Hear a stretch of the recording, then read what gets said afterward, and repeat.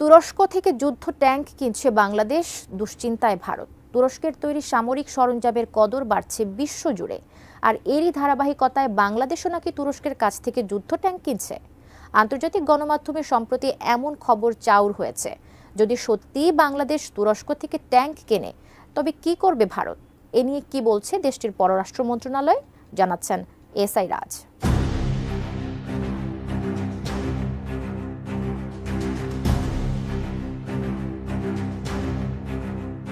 শেখ হাসিনা সরকারের পতনের পর থেকেই ভারতের সাথে বাংলাদেশের সম্পর্কে টানাপোড়েন চলছে। হাসিনাকে বিচারের মুখোমুখি করতে তাকে ফেরতও চেয়েছে ঢাকা, কিন্তু দিল্লি থেকে এখনও আনুষ্ঠানিকভাবে এ নিয়ে কোনো সাড়া দেওয়া হয়নি।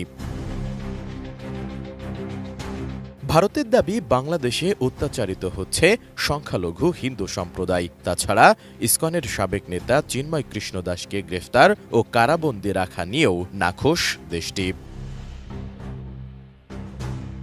এমন পরিস্থিতির মধ্যেই এবার ভারতের গা জ্বালানোর মতো আরও একটি খবর চাউর হয়েছে। তাও আবার তাদেরই একাধিক গণমাধ্যমে বিষয়টি নিয়ে লেখালেখি চলছে।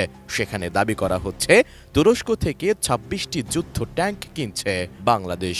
জানিয়ে উদ্বিগ্ন দেশটির প্রতিরক্ষা বিভাগ, যদিও বাংলাদেশ থেকে এ নিয়ে এখনো কিছুই বলা হয়নি। শেকড় থেকে শিখরে।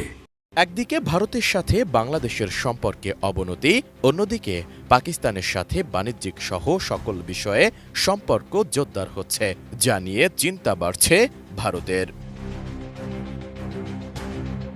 এসব বিষয় নিয়ে এবার দেশটির সাংবাদিকদের প্রশ্নের মুখে পড়েন ভারতের পররাষ্ট্র মন্ত্রণালয়ের মুখপাত্র রণধীর জয়সওয়াল। তুরস্ক থেকে বাংলাদেশের ট্যাঙ্ক কেনার ইস্যুতে তিনি জানান, বিষয়টি নিয়ে বাংলাদেশের ওপর নজর রাখছে ভারত। নিরাপত্তাজনিত সব বিষয়ের ওপরই তাদের তীক্ষ্ণ নজর রয়েছে। প্রয়োজনে তারা পর্যাপ্ত ব্যবস্থা গ্রহণ করবে। হিন্দুস্তান টাইমসের এক প্রতিবেদনে এমনটি বলা হয়েছে। এদিকে ইসকনের সাবেক নেতা চিন্ময় কৃষ্ণ দাস ইস্যুতেও ঢাকাকে বার্তা পাঠিয়েছে দিল্লি। জানিয়ে রণধীর জয়সওয়াল বলেন, বাংলাদেশে যাদেরকে গ্রেফতার করা হয়েছে তারা যেন একটা ন্যায্য বিচার পান, এটাই ভারতের মূল প্রত্যাশা।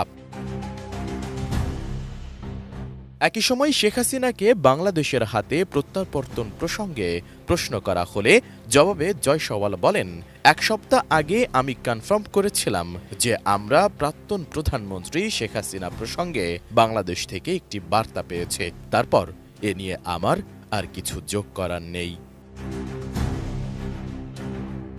এসআই রাজ, এটিএন নিউজ।